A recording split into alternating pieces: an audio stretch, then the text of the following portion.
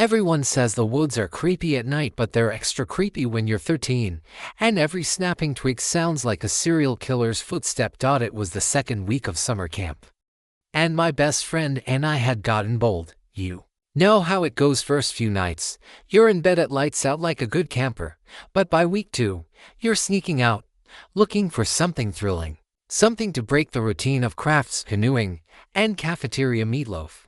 Our camp wasn't very big, just 6 cabins, a mess hall, a playground, and a couple of ancient bathroom buildings that looked like they were built in the 60s and never cleaned since. It was around 11 p.m., and we decided to go sit on the old metal seesaw near the edge of camp, right behind the bathroom. It was one of those rickety ones with rusted bolts and flaking yellow paint, the kind that creaks even when no one's on it. That night, the moon was high and bright, casting long shadows between the trees. I remember thinking the woods looked like a painting, dark shapes layered against glowing silver mist. We just sat there, rocking slowly on the seesaw, talking about dumb stuff, who had a crush on who, which counselor was secretly evil, and whether ghosts were real. Then, around 11:15, we both went completely silent, because someone was walking toward us. We froze. It wasn't a counselor. It wasn't one of our friends. It was a girl maybe our age, maybe a little older, walking slowly down the gravel path from the tree line. She wore a gray hoodie, hood up, long sleeves covering her hands. She didn't say anything, didn't even look around, just walked calmly toward the bathroom and stopped at the door. We looked at each other, confused. "Do you know her?" I whispered. My friend shook his head. "No one in our group has that hoodie." She stood there for a moment, then opened the door and slipped inside. We waited. Nothing. No sound. No flushing. No footsteps. Just silence. After 5 minutes, we started joking nervously. "Maybe she's a ghost. Maybe she lives in the toilet." Typical dumb stuff kids say when they're creeped out. But we couldn't stop thinking about her. So, like idiots, we crept closer. The bathroom had one of those old frosted glass windows high on the wall. If you stood on the seesaw and leaned just right, you could barely peek inside. And what we saw chilled us. She was standing in front of the mirror, not moving, just standing there, staring at herself. We watched for 2 minutes, then 3, then 5. She didn't flinch, didn't wash her hands, didn't blink. She didn't even breathe. Then, as we were about to climb down, her head twitched just a tiny jerk, like her neck was glitching. Then she smiled. But here's the part that made my heart go cold. Her reflection didn't smile, only the real her. The girl standing in front of the mirror had her lips curled up in a sick, slow smile. But her reflection still wore a blank expression. That was when we bolted. We didn't talk about it that night. Just crawled back into our bunks, faces pale, pretending it hadn't happened. But we both knew something was wrong, very wrong. And the worst part, the next night, we went back, because we had to know. Who the hell was that girl? We didn't plan to go back the next night. All day, we told ourselves we were done, that we were just overtired, that maybe we had imagined the reflection thing, or maybe the glass was warped or dirty or anything but what it really looked like. But by 10:30 p.m., we were already back on the seesaw. Same spot, same thick air. We didn't talk much, just sat quietly, ears straining for the sound of footsteps. At exactly 11 p.m., she appeared again. Same direction, same hoodie, same slow walk, but this time, she wasn't wearing the hood. Her hair was shoulder length, dirty blonde, and slightly curly. It caught the moonlight just enough to shine like silver threads. We watched her approach. No sound, not even gravel crunching. She passed within 5 feet of us, eyes down.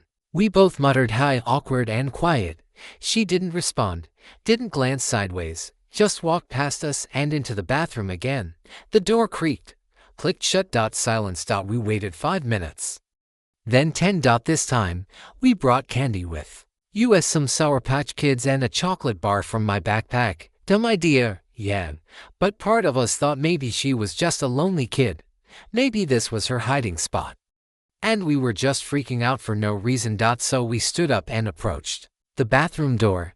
"Hey," I called gently, "you want some candy?" No answer. Then, from inside, a voice said, "No thanks." But it didn't sound right. It sounded like her voice had been stretched. Like someone was trying to copy a normal tone, but didn't fully understand how to sound human. My friend and I looked at each other. His face said it all. That wasn't normal. We waited another minute, then moved toward the frosted glass window again. We leaned up on the seesaw for a better view. She was there. Of course she was. Same spot. Same blank stare into the mirror. Only now, we could actually make out her reflection more clearly.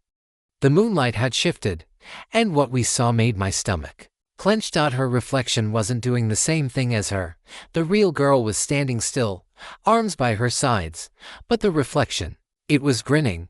That same sick grin from last night. Only now it was wider. Too wide. Like her cheeks were stretching. Like her mouth was trying to open past her jaw. We didn't move. Couldn't.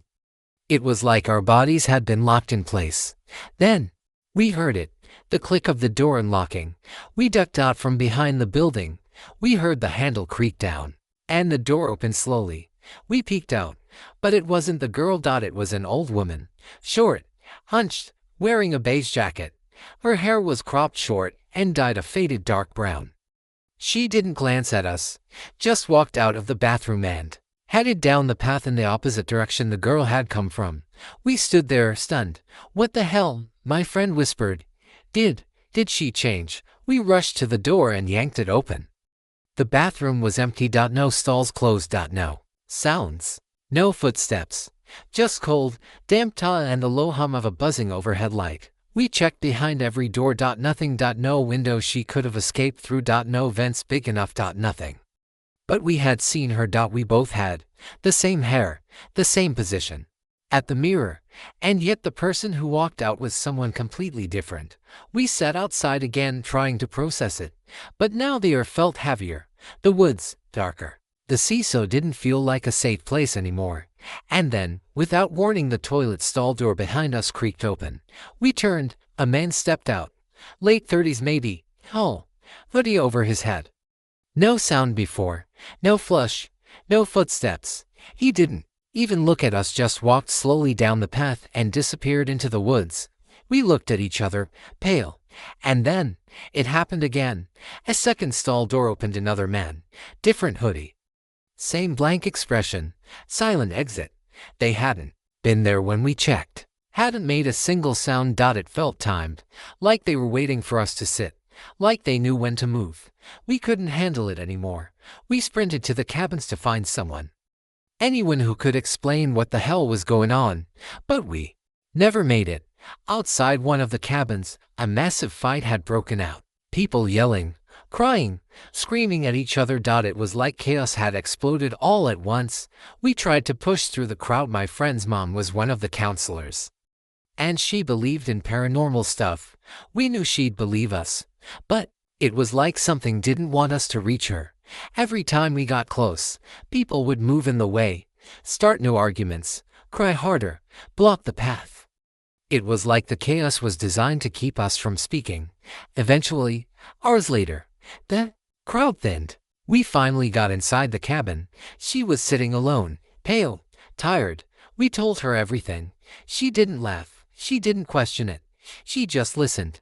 And when we finished, she said something that shook me more than anything we'd seen. "You've opened yourself. You were curious. You looked too long."